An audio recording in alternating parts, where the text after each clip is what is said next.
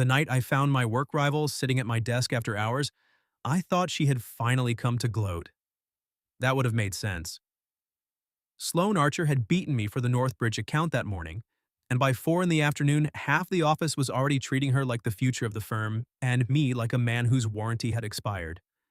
So when I came back at 10:16 that night to grab my notebook and saw her in my chair, under my desk lamp, with her coat folded over her knees and my resignation draft sitting between us, I assumed the worst. Because that was easier than assuming she cared. My name is Graham Ellis. I was 36, senior project lead at a commercial planning firm in Portland, and for the previous 2 years, Sloane had been the person I most respected and least wanted to admit I respected. She was sharp in a way that made rooms uncomfortable. Not loud, not dramatic. Worse, precise. Sloane could sit through 20 minutes of a partner talking himself into a bad decision, tilt her head, and say, "That sounds expensive and emotionally convenient," and suddenly everyone would realize the plan was garbage. She had dark hair, usually pinned back too tightly, a closet full of clean lines and neutral colors, and the unsettling ability to make eye contact feel like a performance review. I didn't dislike her. That was the lie I told because the truth was less useful. The truth was, she made me better. I hated sloppy reasoning more when she was in the room. I edited my proposals twice if I knew she would see them. I could feel where an argument was weak before she even opened her mouth because some part of me had learned to hear her voice in my head. Infuriating, effective, probably unhealthy. That morning, the partners had announced she would lead Northbridge, the largest urban redevelopment project we had seen in years. I had built the first version of that pitch. I had worked 3 weekends on the site analysis. I had rewritten the community access plan after Sloane tore the first one apart with one sentence. "You're designing for approval, not for people who actually live there." She had been right. I had fixed it. And then the partners gave the account to her. I smiled in the meeting. I congratulated her afterward. She looked at me strangely when I did. "You're taking this well," she said. "I'm a professional." "No," she said. "You're quiet. Those are different." I walked away before she could read anything else. By 6, I had written a resignation draft. By 7, I had printed it. By 8, I had folded it into my notebook without sending it because apparently even quitting required me to overthink formatting. By 10, I realized I had left the notebook on my desk, so I drove back. The office after hours always felt like a stage after the audience left. Computers sleeping, conference rooms dark, chairs pushed in badly by people who believed adulthood ended at their own laptops. The city lights pressed against the windows and the whole floor smelled faintly of burnt coffee and printer toner. Then I saw my desk lamp on, and Sloane sitting there, in my chair. My first thought was that I was too tired and had hallucinated the worst possible person. My second thought was that she had found the resignation draft. She looked up before I said anything. No smirk, no victory, no polished office face. She looked tired, almost nervous, though I would have denied that under oath if anyone asked me 2 hours earlier. "What are you doing at my desk?" I asked. She glanced at the paper, then back at me. "Let's talk in private." I looked around the empty floor. "Sloane, it's 10 at night. Unless the copy machine has developed opinions, we're private." "No." She stood, picking up my resignation draft carefully. "We're in the office. That's different." I should have been angry. I was, technically. But the sight of her holding that paper did something strange to the anger, made it colder, cleaner. "You read it?" "It was in the printer tray." "No, it wasn't." Her jaw tightened. "It was when I found it." That stopped me. "I printed it hours ago." "I know."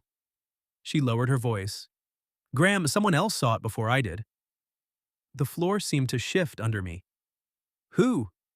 She didn't answer there. Instead, she walked past me toward the small archive room near the back of the office, the one nobody used except to store old zoning binders and dead plants the admin team felt guilty throwing away. I followed because I wanted the paper back. That was what I told myself. Inside the archive room, Sloane shut the door. It clicked softly. Too softly. The room was narrow, lit by one overhead bulb and the orange spill of city light through a small interior window. Shelves lined 3 walls. The air smelled like cardboard, dust, and old carpet. Sloane handed me the resignation draft. I took it. Her fingers brushed mine, barely. Still, both of us noticed. She folded her arms immediately after, like she was angry at her own hand. Good. At least one of us had discipline. Start talking, I said. She looked at me for a long second, and then she said, Darren found it. Darren Vale was our managing partner. Expensive haircut, empty encouragement. The kind of man who said, we're a family here right before denying someone a raise.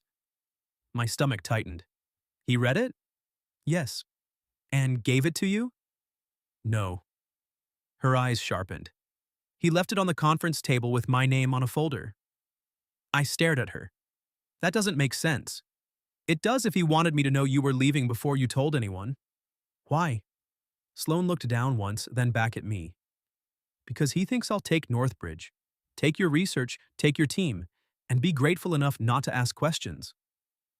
I let out a short laugh. Not because it was funny, because it was exactly the kind of thing Darren would call strategy.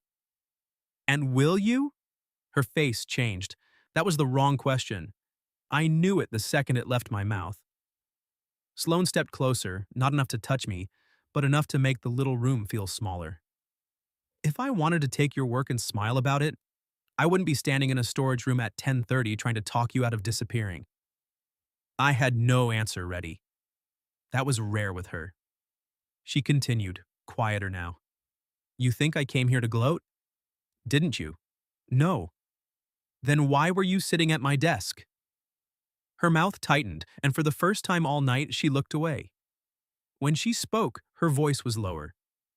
Because I wanted to understand how angry you must have been to leave without a fight. That hit harder than I expected. I looked at the resignation draft in my hand. It suddenly felt less like a decision and more like evidence. You got the account, I said. I got assigned the account. Her eyes came back to mine. That is not the same thing. Sloane, no, listen to me for once without preparing your rebuttal. She took a breath. Northbridge was not better because of me. It was better because you listened when I challenged you. Because you took a criticism that would have made most men defensive and turned it into the strongest part of the pitch. I stared at her. Her voice softened, but her posture stayed rigid, like honesty required structure or it might spill everywhere. And I am so tired of watching rooms reward people for using you while calling you too steady to lead. For a few seconds, I could hear nothing except the buzz of the overhead light. I had spent all day telling myself I was angry because I lost. That wasn't it. Not really. I was angry because a part of me had believed them. Too steady. Too quiet. Useful in the background. Good at fixing the hard parts before someone louder presented them. Sloane saw it. Of course she did. That was the dangerous thing about her. She always saw the part I was trying to keep off the slide. Then she reached into her coat pocket and pulled out a folded page. This is why I said private. I looked at it. What is that? A revised leadership memo Darren sent to the partners after seeing your resignation draft. She handed it to me. I opened it. The first line was enough. If Graham exits voluntarily, we can position Sloane as sole architect of the Northbridge strategy without internal disruption. Sole architect. I read it twice. Sloane stood in front of me, quiet and pale in the bad archive room light. I didn't come to take your place, she said. I came because they were about to erase you from your own work. The paper trembled slightly in my hand. Not much. Enough for her to notice. She always noticed. And then, very softly, she said the sentence that made the night stop being about a resignation. Graham, if you walk away now, they win. And I lose the only person in this building who ever made me better. I read the memo again. Not because I expected the words to change, because some part of me needed one more second before accepting that my bad day had not been bad luck. It had been useful to someone. Sloane watched me in silence from the other side of the archive room, arms folded tight, jaw set like she was holding back 3 different versions of anger, and none of them were polite enough for office policy. Sole architect? I said. My voice sounded calm. Too calm. Sloane's eyes flicked to the paper. That phrase made me want to break something expensive. You? I contain multitudes. I almost laughed. Almost. But the memo sat in my hand like proof that the firm had looked at 18 months of my work and found a clean way to turn it into someone else's ladder. And worse, they had chosen Sloane. Not because she had stolen anything, because they assumed she would accept the theft if it came with the right title. They thought you'd go along with this, I said. Her face hardened. Yes. Why wouldn't they? That one landed badly. I didn't mean it as an accusation, not exactly. But Sloane heard what I wasn't saying. She stepped closer, eyes sharp. Because I'm ambitious? Because you won. I didn't win like that. But you still won. The silence after that was ugly. For the first time all night, she looked hurt. Not offended. Hurt. That was worse. Then she said, if that's what you think of me, why are we still talking? I looked down at the memo, then at the resignation draft in my other hand. Because I didn't think that, not really. I thought a lot of things about Sloane Archer. Difficult things, annoying things. Things I had never let become language because language had a way of becoming responsibility. But I had never thought she was cheap. I exhaled slowly. I'm angry. I noticed. And I'm aiming badly. Yes. I'm sorry. She blinked once. Apparently, she had prepared for a fight and did not know what to do with an apology. Good. Let her suffer a little. You should be, she said, but the edge had softened. I folded Darren's memo and set it on a stack of old zoning binders. Why bring this to me? You could take the account, make the partners happy, and let me quit quietly. Is that a real question? Yes. No, it isn't. Sloane. She looked away, frustrated now. Because I don't want the account without you. The words hit the small room too hard. She seemed to realize it at the same time I did. Her chin lifted, defensive reflex returning. Professionally. Of course. I mean it. I didn't say you didn't. Her eyes narrowed. You're doing that thing. What thing? Sounding reasonable while being impossible. That's my brand. No. She took a breath.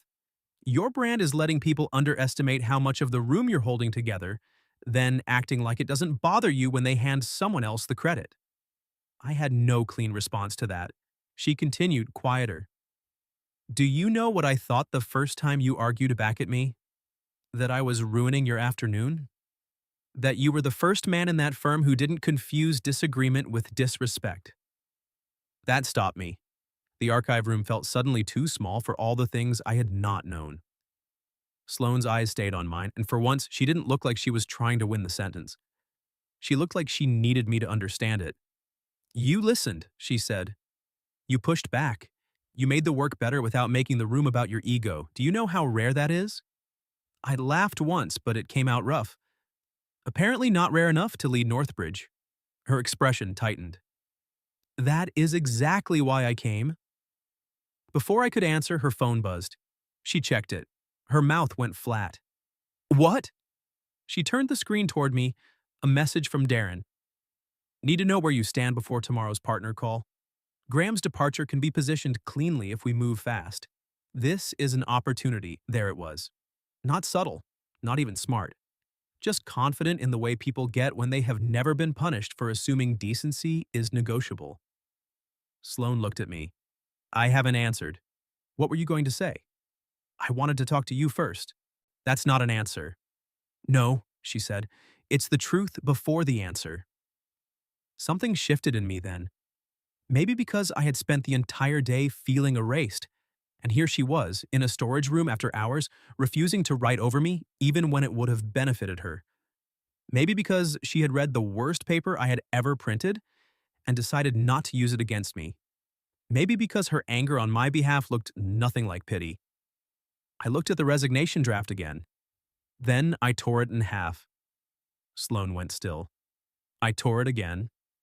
Then dropped the pieces into the recycling bin beside a dead office fern. Her mouth parted slightly. You're staying? She asked. For now. That is not the most inspiring phrasing. I'm pacing myself. A small smile touched her face and vanished before it became dangerous. I pointed at her phone. Tell Darren we'll both be on the partner call tomorrow. We? Yes. And what are we saying? I picked up the memo. That Northbridge has two architects, and if they want to pretend otherwise, they can explain why the project files, research logs, revision history, and client notes say something different. Sloane stared at me. Then, slowly, she smiled. Not polite, not soft, a little lethal. There he is, she said. I should not have liked hearing that as much as I did. She typed back. Graham and I will both attend tomorrow's partner call. Leadership structure needs correction. Do not position his work without him. She hit send before I could overthink it for both of us. My phone buzzed 3 seconds later. Darren, heard you're still in the office. Let's not make emotional decisions tonight. I showed Sloane. She read it and laughed under her breath. Emotional, she said. That's rich. I'm learning that men in power call anything emotional when it stops helping them. Her eyes lifted to mine. For half a second, there was no Northbridge, no resignation, no Darren, no fluorescent archive room light. Just Sloane looking at me like I had finally said something she had been waiting 2 years to hear. Then the building lights clicked off in the hallway. After-hours motion sensors. The archive room stayed dim, lit only by the small interior window and the glow from her phone. Neither of us moved. The darkness should have made the moment easier to dismiss. It did not. Sloane's voice dropped. We should go. Yes. We didn't. She was close enough now that if I reached out, my hand would find her sleeve. I didn't. But I thought about it. She noticed. Of course she noticed. Graham, she said quietly, don't. I didn't say anything. You were about to. She held my gaze. You don't know that. Yes, I do. Her smile was faint, unsteady. Then maybe you noticed things too. That was when the archive room door handle moved. Both of us turned. Someone was outside. The handle moved again. Then Darren's voice came through the door, calm and polished. Sloane, Graham, are you two in there? Sloane looked at me. I looked at her. And the night, which had already been dangerous, suddenly became something else entirely. For 1 second, neither of us answered. That was a mistake. Silence is innocent when you are alone. Behind a closed archive room door after hours with your work rival, it sounds guilty, even when the only thing you have touched is a leadership memo and the edge of a very bad decision. Darren tried the handle again. Sloane? She looked at me, and the softness from her face vanished. Professional Sloane returned so fast it was almost impressive. Then she opened the door. Darren stood outside in a navy coat, phone in hand, looking exactly like a man who had expected to catch something useful and was disappointed to find us fully clothed and holding paperwork. His eyes moved from Sloane to me, then to the torn pieces of my resignation draft in the recycling bin. Well, he said, this seems intense. Sloane stepped out first. It is. Darren smiled. That wasn't an invitation. No, she said. It was a warning. I almost smiled. Bad timing. Darren's gaze shifted to me. Graham, I was hoping we could avoid this becoming theatrical. You left my resignation draft where someone else could find it. I found a document in a shared printer area. I printed it at my desk. His smile didn't move. Office. Equipment can be unpredictable. Sloane lifted Darren's memo between 2 fingers. Less unpredictable than this. That changed his face. Not much. Enough. He looked at the page and then at her. That was internal planning. That was erasure, she said. Sloane. No. Her voice stayed calm, but there was no warmth in it. You used his possible resignation as an opportunity to rewrite ownership of the Northbridge strategy before he had even made a decision. Darren glanced down the empty hallway as if reputation might be hiding behind the copy room. Lower your voice. Sloane did not. Why? His jaw tightened. I stepped beside her then. Not in front of her. Beside. That mattered. Darren noticed. Of course he did. His expression shifted into something colder. This is exactly why I wanted to speak separately. You two are clearly emotional. There it is, I said. He looked at me. Excuse me? Emotional, the word people use when the facts stop being convenient. Sloane's eyes flicked toward me. Not approval exactly. Something better. Recognition. Darren exhaled through his nose. Graham, you lost the lead on a major account. I understand that's difficult. But turning it into a conspiracy because Sloane had the stronger executive presence is not. She didn't ask for sole credit, I said. Darren's eyes sharpened. You don't know what she asked for. Sloane went very still. So did I. The hallway seemed to shrink around that sentence. Sloane's voice dropped. Say that again. Darren realized too late he had stepped somewhere unstable. He looked at his phone. It's late. We'll discuss this tomorrow. No, she said. We'll discuss it now. But Darren was already walking away. Partner call at 8, he said over his shoulder. Come prepared to be constructive. The elevator doors opened at the end of the hall. He stepped in. Gone. For a few seconds, Sloane and I stood in the dim corridor. Then she laughed once. Not because it was funny, because Fury needed somewhere to go. He's going to say I asked for it, she said. I know. He's going to imply I wanted Northbridge without you. I know. Her face turned toward me, and for the first time all night, I saw real fear under the anger. Not fear of Darren. Fear that I might believe him. That hit me harder than I expected. Sloane, I said quietly. If I believed that, I'd already be gone. She held my gaze. The building lights clicked back on around us, harsh and white, killing whatever intimacy the darkness had briefly allowed. But not all of it. Some things stayed. We went back to my desk and started pulling receipts, not financial ones, work receipts, revision history, shared drive timestamps, comments on the Northbridge deck, emails where I had sent field notes, Sloane's markups, my revised community access section, her reply saying, now it has a spine. At midnight, the office was silent except for my keyboard and Sloane pacing behind me. You pace when you're angry, I said. I pace when people are stupid. Then you must get your steps in. She stopped behind my chair. Too close. I felt her before I saw her reflection in the black monitor edge. She leaned over my shoulder to point at an email. This one, she said. This proves the housing access framework came from you. Her hair brushed my sleeve. Barely. But the whole office had become a room full of bare lies. Barely touching. Barely breathing differently. Barely pretending this was only about Northbridge. I opened the email. She stayed leaned close for half a second too long, then straightened like she had remembered herself. I didn't turn around. If I had, I might have said something stupid. Or honest. Hard to tell the difference at that hour. At 1:15, we found the real second knife, a permissions log. Darren had requested admin access to the Northbridge folder at 5:40 that afternoon. At 6:03, he had duplicated the working files into a new folder. The folder name, Northbridge_Archer_final. My name was nowhere in it. Sloane stared at the screen. Her face went pale with anger. He didn't wait for you to quit, she said. No. He was already moving your work. I looked at the folder, then at the torn resignation draft in the recycling bin.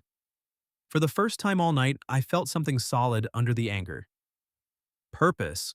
Sloane sat on the edge of my desk, arms crossed, looking at the screen like she wanted to put Darren through it. I saved screenshots, exported the access log, forwarded a full packet to my personal email and to Sloane. Then I opened a new document. What are you doing? She asked. Writing tomorrow's agenda. At 1 in the morning? Yes. She leaned toward the screen. That first line is too polite.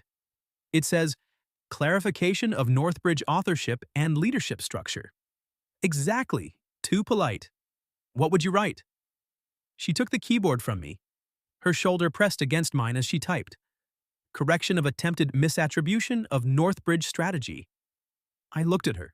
She looked back. Accurate, she said. Terrifying. Also accurate, I smiled. This time she did too, a real one. Small, exhausted, dangerous. Then her phone buzzed again. Darren, she read the message.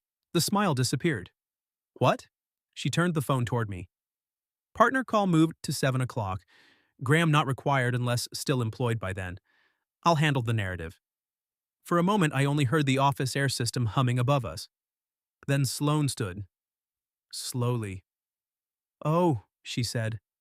I had heard that tone in meetings before. It meant someone was about to bleed professionally. She grabbed her coat. "Where are you going?" I asked.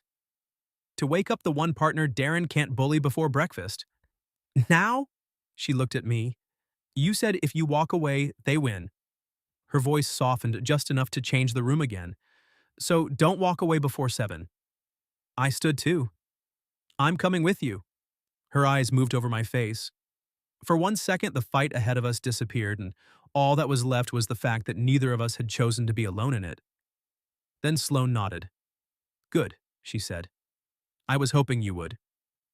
We did not go to Darren. That was the first smart decision Sloane made after 1 in the morning. We went to Marin Holt. Marin was one of the founding partners, mostly retired from daily chaos, but still present enough that every senior person in the firm lowered their voice when she entered a room. She was 72, silver-haired, terrifyingly calm, and had built half her career by making powerful men explain their vague decisions in complete sentences. Sloane called her from the parking garage. At first I thought nobody would answer at that hour. Then Sloane straightened. "Marin, I'm sorry to call this late." A pause. "No, not personal." Another pause. Her eyes flicked to me. "It's Northbridge. And Darren." 10 minutes later, we were driving across the city in Sloane's car, rain sliding over the windshield. My laptop bag wedged between my feet, the evidence packet open on her center console like contraband. Neither of us spoke for the first few blocks. Then she said, "You can still back out." I turned toward her. "That would be a strange choice after getting in your car at 1:30 in the morning." "I mean it." "So do I." She kept her eyes on the road. "If this gets ugly, Darren will try to make you look bitter. He already started. And me ambitious. You are ambitious." Her mouth tightened. I added, "That's not an insult." Her eyes moved to me briefly. "You say that like you mean it." "I do." She looked back at the road, but something in her face changed. Softened. Only for a second. "Marin lives alone?" I asked. "Yes." "You've been to her house?" "Once, after my first major pitch. I thought I'd ruined it. She invited me over, made tea, and told me I had excellent instincts and terrible self-preservation. Accurate. I was 29. Still accurate." That got a small laugh out of her. Good. The night needed one. Marin lived in a brick townhouse with black shutters and porch lights that made the rain look like falling glass. She opened the door wearing a robe over pajamas, reading glasses on a chain, and the expression of a woman who had already decided she was annoyed but not surprised. "Come in," she said. No greeting, no small talk. Inside, her kitchen smelled like mint tea and old wood. Sloane laid out the evidence on the table. The memo, the access logs, the duplicated folder, the message about me not being required on the partner call. Marin read everything once, then again. She took her time. That was worse than anger. Finally, she looked at me. "Were you resigning?" "I wrote a draft." "Why?" I could have said pride, exhaustion, a bad day. Instead, I told the truth. Because I thought the firm had already decided I was useful but not worth naming. Marin's eyes stayed on mine. Then she looked at Sloane. "And you?" Sloane sat very still. I was given the lead on an account I did not build alone. Darren expected me to accept sole credit. "Would you have?" "No." "Why?" Sloane's jaw tightened. For once, she looked less sure of how to make a sentence safe. Then she said, "Because Graham's work made mine stronger. And because taking credit for what he built would make me the kind of strategist I've spent my career trying not to become." Marin leaned back. Her gaze moved between us, not suspiciously, worse, accurately. "Is there anything personal between you two that compromises this?" The room went quiet. Sloane looked down at the table. I felt my pulse in my throat. There were easy lies, technically defensible ones, but the whole night had started because people with authority had bent truth into convenience. I was done helping anyone do that. "Something is changing," I said. Sloane looked at me. Marin did not blink. I continued, careful but clear. Nothing has happened that affects the work, but pretending there's no trust or tension here would be dishonest. Sloane's eyes softened in a way I almost couldn't look at. Marin folded her hands. Good. Honesty is usually less messy than clever concealment. Then she stood. At 7, Darren will not be running that call. I will. Sloane exhaled for the first time in what felt like minutes. Marin pointed at both of us. You will go home. Sleep if possible. Show up at 6:45 with the full packet and no theatrics. She looked at me. Do not resign. Then at Sloane. Do not martyr yourself. Then back at both of us. And whatever this is, keep it out of the line of fire until you've both made decisions in daylight. That was the most useful romantic advice I had ever received from a retired founding partner in pajamas. Sloane drove me back to the office garage in silence. Not uncomfortable silence. Loaded silence. When we stopped beside my truck, neither of us moved immediately. You said something is changing, she said. I did. That was risky. So was sitting at my desk with my resignation draft. Her mouth curved faintly. Fair. Rain tapped against the roof. The parking garage smelled like wet concrete and exhaust, which should not have felt intimate and somehow did. Sloane turned toward me. Marin was right. About sleeping? No one sleeps before a 7 a.m. partner ambush. Then what? Daylight. I nodded. Yeah. She looked at me for a long second, and all the sharpness was still there, but now I could see the fear underneath it. Not weakness. Fear of wanting something badly enough that it could cost her. I don't want this to start because we're angry, she said. It didn't. Her breath caught slightly. I didn't move closer, neither did she. That restraint felt like a choice both of us were making with clenched hands. At 6:45, we walked into conference room 4 together. Darren was already there. So were 3 partners. Marin sat at the head of the table with a cup of tea, looking like she had been born disappointed in men who sent careless emails. Darren's face changed when he saw her. That was satisfying. Marin opened the meeting with one sentence. Before we discuss Northbridge leadership, we will correct the record. For the next 40 minutes, the room got very quiet. Sloane presented the access logs. I walked through the revision history. Marin read Darren's memo aloud, including the line about positioning Sloane as sole architect after my voluntary exit. Nobody interrupted. Not even Darren. Especially not Darren. By 8:02, the decision was made. Northbridge would be formally co-led. My authorship would be restored in the client record. Sloane would remain strategic lead on brand architecture. I would lead implementation and community access. Darren would be removed from account oversight pending internal review. It was not dramatic, no shouting, no confession, just paper doing what paper does best when people stop letting it be hidden. After the meeting, Darren walked out without looking at either of us. Sloane stayed behind, staring at the empty chair where he had been. I stood beside her. You okay? I asked. No. Good answer. She laughed softly. Then she looked at me. We won. We corrected the record. That is your least romantic way of saying we won. I looked at her, and the tiredness, the relief, the last 24 hours of anger, and almost all caught up at once. Sloane. Her smile faded. I didn't step closer, not yet. But I said the thing anyway. When the daylight comes, I still want to talk. Her eyes held mine. Then she said, Good. Because I didn't sit at your desk because of Northbridge alone. And just like that, the room became more dangerous than the archive room had ever been. I looked at Sloane across the conference room table with the corrected Northbridge record still open between us, and the first honest morning of my career sitting in the air. You didn't sit at my desk because of Northbridge alone, I repeated. No. Her voice was steady.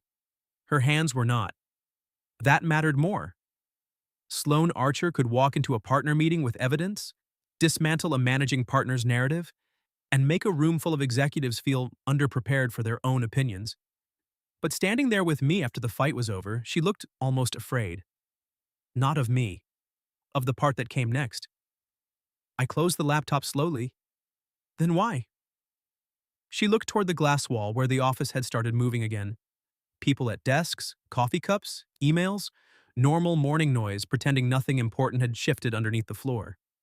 Because when I saw your resignation draft, she said, I got angry before I got strategic. That sounds unlike you. It was deeply inconvenient.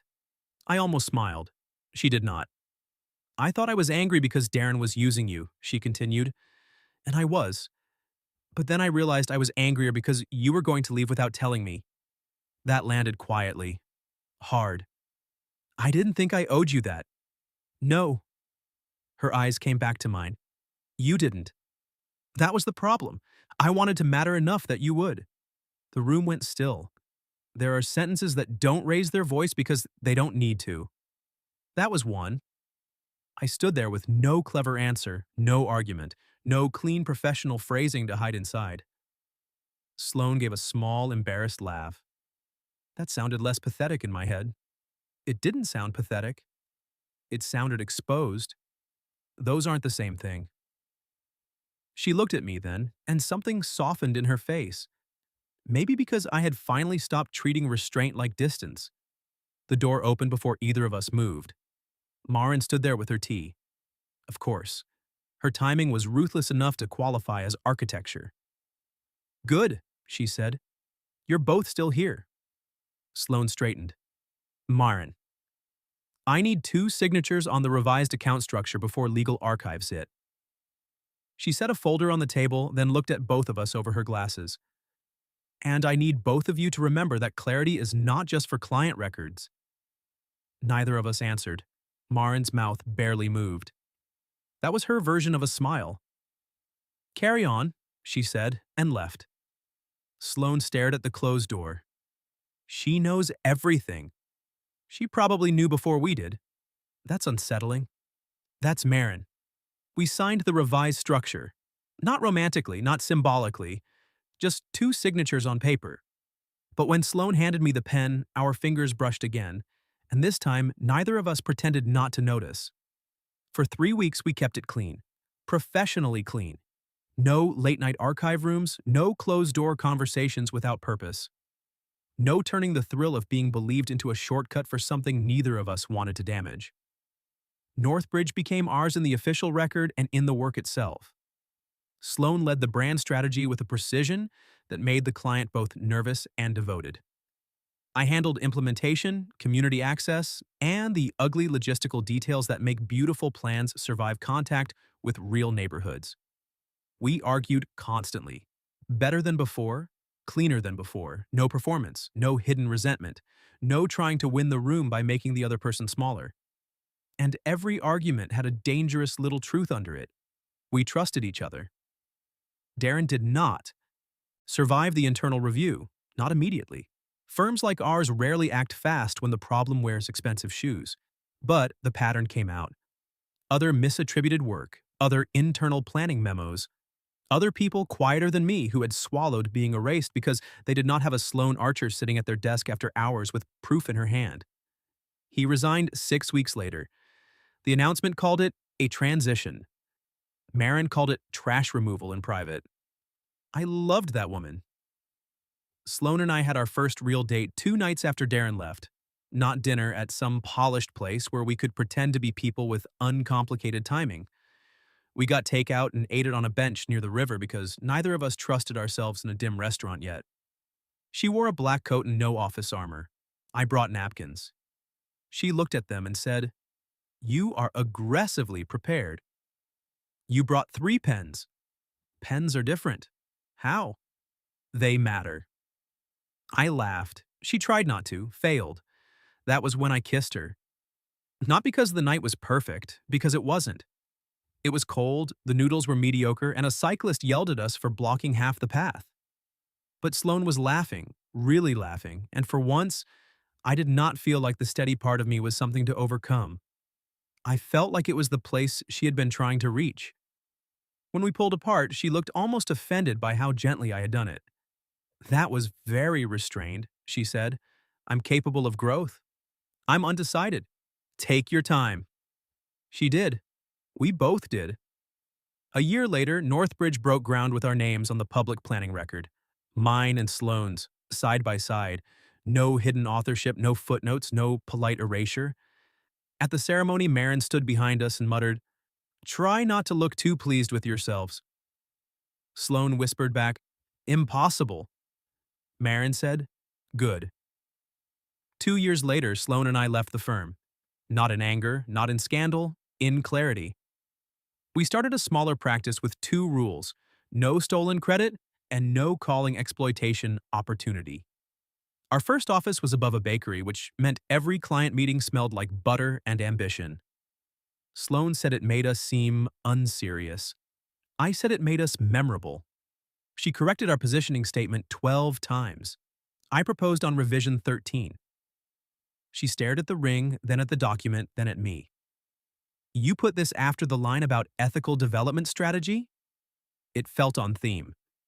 "You are impossible." Efficient. Her eyes filled. Then she said, "Yes, but the paragraph still needs work." That was my wife. Years later, when people asked how we got together, Sloane usually said, "I found his resignation draft." I'd say, "She was sitting at my desk like a threat." Both were true. But the real truth was this: I didn't fall in love with Sloane because she saved my career. I fell in love because she saw the part of me the room kept using and refused to let it disappear. And she didn't love me because I beat her. She loved me because I finally stood beside her, not behind her, not against her, but beside her, where the strongest work and the strongest love had been waiting the whole time. What would you have done if you found your work rival sitting at your desk after hours, holding the resignation letter you never meant anyone to see? And have you ever had someone you thought was your competition become the only person willing to protect your name? Tell me your story in the comments. If you like this one, leave a like, subscribe, and I'll see you in the next video.